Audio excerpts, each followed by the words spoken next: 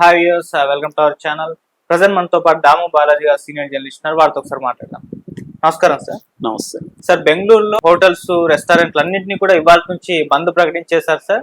హైదరాబాద్ లో కూడా చేసే అవకాశం ఉందని కూడా చెప్తున్నారు. మరి యుద్ధ ప్రభావమే కారణం అని కూడా తెలుస్తుంది. మరి ఈ స్థాయిలో ప్రభావం చూపించడం, మరి హోటల్స్ అందరు కూడా ఇటువంటి నిర్ణయం తీసుకోవడం మరి ఎలా చూడొచ్చు అంటారు? మరి ఇంకా ముందు ఏ విధంగా మారే అవకాశం వస్తుంది? దీని గురించి ఏం చెప్తారు? ఇప్పుడు ఇరాన్ మీద యుద్ధం అనేది ప్రపంచాన్ని కుదిపేస్తుంది. దీనికి ప్రధాన కారణం ఒకటైతే హర్ముజ్ జలసంధిని ఆల్మోస్ట్ క్లోజ్ చేశారు. ఒక చైనాకి తప్ప మిగతా వాళ్ళకి ఎవరికి మేము అలో చేయమని చెప్పేశారు.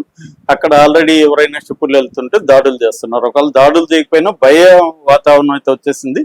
సో హర్ముజ్ జలసంధి నుంచి డీజిల్ కానీ, లేకపోతే పెట్రోలియం ప్రోడక్ట్స్ కానీ, లేకపోతే ఎరువులు లాంటివి, అంటే పెట్రోలియం బేస్డ్ ఇతర పరిశ్రమలు ఇవన్నీ కూడా ఆగిపోయినాయి. అట్లాగే ఎల్ఎన్జి వచ్చి ప్రపంచంలోనే 20% ఎల్ఎన్జి ప్రొడక్షన్ వచ్చి ఖతార్ లో ఉంటది. ఇప్పుడు ఖతారు ప్లాంట్ కూడా మూసేసింది. సో ఒకటి హార్ముజ్ జలసంధి క్లోజ్ అవడం, రెండు ఈ గల్ఫ్ దేశాలు జీసీసీ అంటారు, గల్ఫ్ కోఆపరేటివ్ కౌన్సిల్. ఈ గల్ఫ్ దేశాల 6 దేశాలు ఉన్నాయి. 6 దేశాల్లో కూడా వాళ్ళ ఇన్ఫ్రాస్ట్రక్చర్ మీద, ఆయిల్ బావుల మీద ఇరాన్ దాడులు చేసింది. దాంతో వాళ్ళందరూ కూడా అవన్నీ కూడా క్లోజ్ చేశారు. సో ఇప్పుడు గల్ఫ్ దేశాల నుంచి వచ్చే డీజిల్, పెట్రోలు మొత్తం ప్రొడక్షన్ అయిపోయింది. ఈ హార్ముజ్ జలసంధి నుంచి వచ్చే 20-25% క్రూడ్ ఆయిల్ ఆగిపోయింది, ఎల్ఎన్జి ఆగిపోయింది. సో దీనివల్ల ఏమైందంటే ప్రపంచవ్యాప్తంగా కూడా ఇవాళ క్రూడ్ ఆయిల్ మొన్నటి వరకు $75 ఉన్నది, ఇవాళ $100 దాటిపోయింది. ఇది 150 వరకు కూడా వెళ్ళే అవకాశం ఉంది. అయితే నిన్న ట్రంప్ త్వరలోనే యుద్ధం ఆగిపోతుంది అనేసరికి కొద్దిగా తగ్గాయి. ఇప్పుడు $107 ఎంతో ఉన్నాయి. అది ఇంకా తగ్గుతుందా లేదా అనేది ఇప్పుడు డౌట్. ఒకవేళ తగ్గినా కూడా 100కి అయితే కిందికి వచ్చే అవకాశం లేదు. ఎందుకంటే ప్రొడక్షన్ అంతా ఆగిపోయింది కదా, మళ్ళీ రివైవ్ కావాలి. ఇరాన్ ఏమో నేను యుద్ధాన్ని ఆపను, నువ్వు కూడా ఆపడానికి నేను కదా ఆపాలి, నేను ఇప్పుడు ఆపనని వాడు చెప్తున్నాడు. అంత నీ ఇష్టమైనా, నువ్వే స్టార్ట్ చేస్తావు, నువ్వే ఆపుతావా అని ఇరాన్ అంటుంది. ఏదేమైనా ఇది కొన్ని రోజులు అయితే కంటిన్యూ అవుతుంది. సో మన పరిస్థితి ఏంటంటే, మనకి మొత్తంగా ప్రపంచవ్యాప్తంగా ఇప్పుడు మొన్నటి వరకు మనం రష్యా నుంచి ఆయిల్ తెచ్చుకుంటున్నాం, కానీ అమెరికా ఆంక్షల వల్ల రష్యా ఆయిల్ ఆగిపోయింది. ఇప్పుడు మనం అమెరికా నుంచి, వెనజులా నుంచి ప్రధానంగా తెచ్చుకోవాలి. రెండవది గల్ఫ్ నుంచి మనకు వస్తుంది. గల్ఫ్ నుంచి ఈ హార్ముజ్ జలసంధి నుంచి మనకి దాదాపు మన ఆయిల్ అవసరాల్లో 40-50% అక్కడి నుంచి వస్తుంది. ఎల్పిజి వచ్చి 55-60% ఎల్పిజి అక్కడి నుంచే రావాలి. సో ఇప్పుడు ఈ రెండు ఆగిపోయినాయి.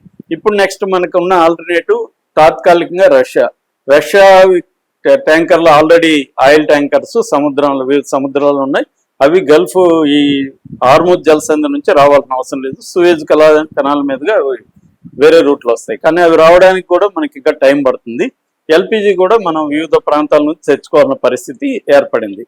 సో అట్లాగే మనం డైవర్ట్ అవుతున్నాం. ఆస్ట్రేలియా కావచ్చు, వెస్ట్రన్ ఆఫ్రికా దేశాలు కావచ్చు, మలేషియా కావచ్చు, ఇలాంటి వాటి నుంచి కొంత మనం తెచ్చుకోవాలి.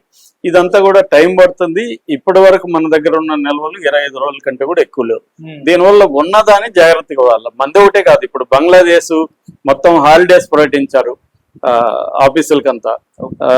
పాకిస్తాన్ వారంలో 4 రోజులు గవర్నమెంట్ 4 రోజులు పెట్టారు. స్కూళ్ళకి 2 వారాలు ఇచ్చేశారు.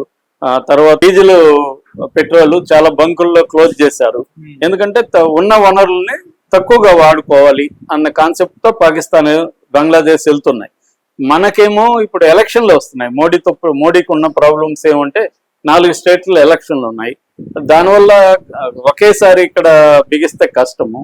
అందుకని ఇప్పుడు ఇక్కడ కూడా కొన్ని చర్యలు తీసుకుంటున్నారు. అందులో ఇప్పటి వరకైతే పెట్రోల్, డీజిల్ నిల్వలు ఉన్నాయి కాబట్టి మేము ఎక్కడ తగ్గించము అని ఇప్పుడు ఏమి పాకిస్తాన్ లాగో, బంగ్లాదేశ్ లాగో మన కండిషన్లు ఏం పెట్టట్లేదు. అంతవరకు మనం అదృష్టవంతులని చెప్పాలి ఆ దేశాలతో పోలిస్తే. ఆ దేశాల్లో ఆల్రెడీ క్రైసిస్ స్టార్ట్ అయిపోయింది, మనకి ఇంకా క్రైసిస్ స్టార్ట్ కాల. కానీ గ్యాస్ దగ్గరకు వచ్చేసరికి క్రైసిస్ స్టార్ట్ అయింది మనకి. ఎందుకంటే పెట్రోలియం ప్రోడక్ట్స్ కనీసం రష్యా మనల్ని ఆదుకుంటుంది. గ్యాస్కి వచ్చేసరికి మనం ఎక్కువగా ఖతార్ మీద డిపెండ్ అయినాం కాబట్టి ఉన్న నిల్వల్ని జాగ్రత్తగా చేయాలి. అందుకని మోడీ ప్రభుత్వం ఏం చేసిందంటే కమర్షియల్ గ్యాస్ కి 115 రూపాయలు సిలిండర్ కి పెంచింది. డొమెస్టిక్ వచ్చి రూపాయలు పెంచింది. పెంచడంతో పాటు రిస్ట్రిక్షన్స్ పెట్టడం మొదలుపెట్టింది. అంటే కమర్షియల్ గ్యాస్కి జనరల్గా ఏం జరుగుతుంటుందంటే వాళ్ళకి 4 కోట 5 ఉంటే వాళ్ళు 50-60 తెచ్చుకుంటుంటారు. ఎందుకంటే మార్కెట్లో దొరుకుతూ ఉంటుంది, 4 రూపాయలు ఎక్కువ పెట్టన్నా తెచ్చుకుంటాడు. కానీ ఇప్పుడు ఏమైతే మార్కెట్లో ఫ్లో ఆగిపోయింది. ఆల్రెడీ అదాని, అంబానీ ఇలాంటి వాళ్ళు గ్యాస్ ఉన్నాయి, వాళ్ళందరూ డిస్ట్రిబ్యూషన్ ఆపేశారు. కాబట్టి కమర్షియల్ గా ఇప్పుడు కరువులోకి వెళ్ళిపోయింది. సో 100 కావాలంటే 10 కూడా దొరకని పరిస్థితి. ముఖ్యంగా హోటల్స్, క్యాటరింగ్ సర్వీసెస్, వీళ్ళకి రెగ్యులర్ గా గ్యాస్ లేకపోతే వాళ్ళకి వంట ఎలా వండుతారు, ఏం చేస్తారు? సో మార్కెట్ లో కూడా లేదు.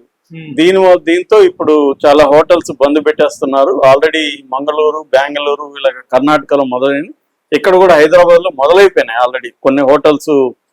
మా వల్ల కాదు, మేము నడపలేమని బోర్డులు పెట్టేస్తున్నారు. ఇది ఒక గందరగోళానికి, ఫుడ్ క్రైసిస్ కి దారితీసే అవకాశం ఉంది. ఎందుకంటే చాలా మంది హోటల్స్ మీద ఆధారపడి ఫంక్షన్లు చేసుకోవాలన్నా, ఇంకేదన్నా చేసుకోవాలన్నా హోటల్స్ మీద డిపెండ్ అయ్యారు.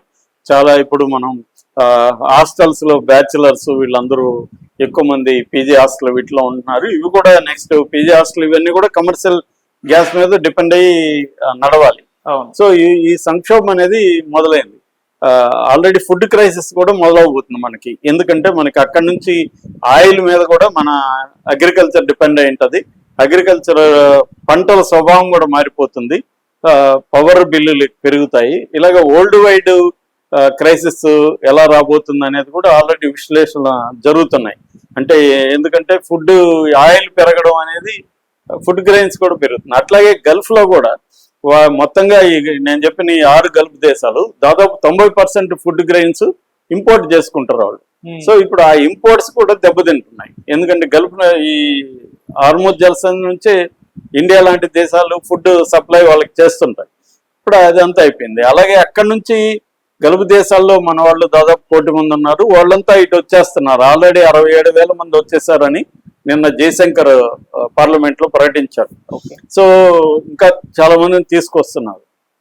సో అందువల్ల సంక్షోభం అనేది మనం ఊహించని స్థాయిలో అనేక రంగాలకు పెరిగిపోతుంది. అంటే ట్రాన్స్పోర్ట్, అగ్రికల్చర్, ఇండస్ట్రీస్ అన్నిటి మీద పడుతుంది, ముఖ్యంగా గ్యాస్.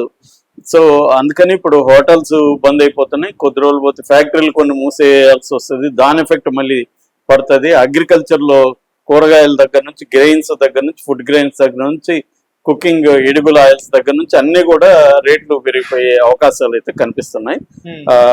మామూలుగా ఏదో చాలా మంది యుద్ధం అంటే అదేదో ఎంటర్టైన్మెంట్ లాగా హాలీవుడ్ సినిమాలు చూస్తున్నట్టు సరదాగా చూద్దాం, పైగా ఇరాన్ కి మనకు నచ్చదు కాబట్టి ముస్లింలు వాళ్ళు చావాలి అనుకున్నట్టుగా చాలా మంది మాట్లాడతారు. కానీ వాళ్ళకి ఆ ఎఫెక్ట్ అనేది ఇవాళ ఎక్కడ ఏమి జరిగినా అది మనకు కూడా తగులుతుంది.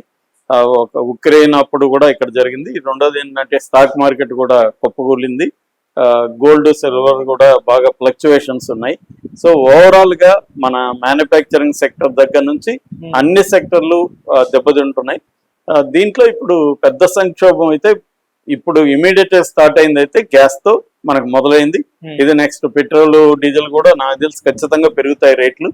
వేరే ఆల్టర్నేటివ్ లేదు. అవి కూడా కొరత కూడా వస్తాయి. ఆల్రెడీ పాకిస్తాన్, బంగ్లాదేశ్ మనకి ఎగ్జాంపుల్స్. సో వాళ్ళు ఆల్రెడీ అక్కడ ఏం చేస్తున్నారు, మొత్తం కటింగ్ స్టార్ట్ చేశారు. స్కూల్కి లీవ్లు ఇచ్చేసారు. యూనివర్సిటీలు ఆన్లైన్ లో చెప్పుకోండి అంటున్నారు. సో ఆన్లైన్ లో మళ్ళీ ఇంటర్నెట్ కూడా పవర్ కావాలి, ఎనర్జీ కావాలి, ఇవన్నీ కూడా పనిచేయవు. సో ఓవరాల్ గా మన డైలీ లైఫ్ అనేది కంపల్సరీ డిస్టర్బ్ అయిపోతుంది. మన బర్డెన్ పెరిగిపోతుంది. మనకి కరోనా తర్వాత ఇది అతిపెద్ద సంక్షోభంగా చెప్పొచ్చు. ఇది ఇరాన్ మీద కూడా డిపెండ్ అయింది. ఇరాన్ త్వరగా యుద్ధం ఆపగలిగి ట్రంప్ ఇరాన్ ని ప్రెజర్ చేయకుండా ఉంటే, ఎందుకంటే ట్రంప్ ఒక పక్క యుద్ధాన్ని ఆపుతానని ఇంకొక పక్క వార్నింగ్లు ఇస్తున్నాడు వాళ్ళకి, ఇరాన్ కి 20 రెట్లు మిమ్మల్ని అటాక్ చేస్తామంటున్నాడు. వాళ్ళు ఎందుకు ఆ వార్నింగ్లు భయపడతారు? వాళ్ళు భయపడే మేము 10 ఏళ్ళు యుద్ధం చేస్తామని అని చెప్తున్నారు. చేయగలరు కూడా వాళ్ళు. వాళ్ళే చెప్తున్నాం, మేము ఇరాక్ కాదు, మేము ఆఫ్ఘనిస్తాన్ కాదు, మేము సిరియా కాదు అని చెప్తున్నారు. నిజం కూడా. వెంటే చిన్న దేశాలు, ఆ ఎకనామీది కష్టం. వీళ్ళు బాగా ప్రిపేర్ అయి ఉండారు యుద్ధానికి. రెండోది వీళ్ళకి 2 పెద్ద దేశాల సపోర్ట్ ఉంది, చైనా, రష్యా. కాబట్టి ఇరాన్ అంత త్వరగా అయితే లొంగిపోదు. ఖచ్చితంగా యుద్ధం ఎక్కువ కాలమే చేస్తుంది. మనకి ఇంకా హోటల్లే కాకుండా అనేక రంగాలు ప్రభావం అనేది ఖచ్చితంగా పడుతుంది. Okay sir, thank you so much.